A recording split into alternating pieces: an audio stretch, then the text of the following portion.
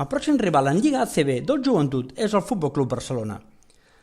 A Carles Duran s'hi dona prou bé el Barça, com ha demostrat les darreres dues visites de l'equip culer en fase regular a l'Olímpic. Dues visites, dues derrotes. El que sí que s'ha de recuperar és l'orgull perdut en la visita de la penya al camp del Barça. Es va perdre de 16 punts i, evidentment, costarà remuntar, però si més no, treure orgull i demostrar que aquella derrota va arribar massa a prop de la temporada.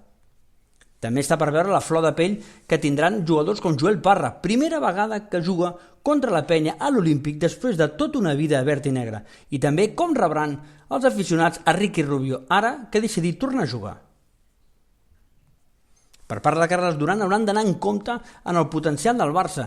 Van tercers de la Lliga i són un equip extremadament ofensiu, sobretot a la línia de 6,75, 41,6% en triples. És un percentatge elevadíssim. A més, donen gairebé 19 assistències, tenen una altíssima valoració i és un equip que corre molt, millorant el físic i sabent jugar amb dues rotacions importants.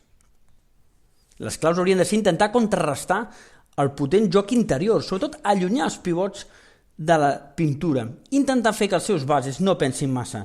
Jugadors com Feliz, com Shannon Evans i com Andrews han d'atacar sí o sí i s'ha d'anar a un ritme més ràpid del que habitualment juga el Joventut. La pressió de jugar a casa ha de ser important per part de la penya i ho serà si aconsegueixen defensar. Si el Barça nota 90 punts guanyarà gairebé el partit de forma clara i la penya ha d'intentar portar al seu terreny.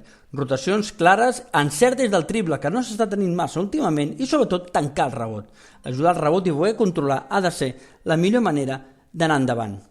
Si Carles Duran vol recuperar posicions i estar a playoff, ha de fer un partit molt seriós. Normalment, acostuma a preparar molt bé els partits importants. Ja ho va intentar el partit d'anada i no va sortir bé, però, com dic, les darreres dues visites del Barça han sigut dues victòries de la penya. Que no hi hagin dos sense tres.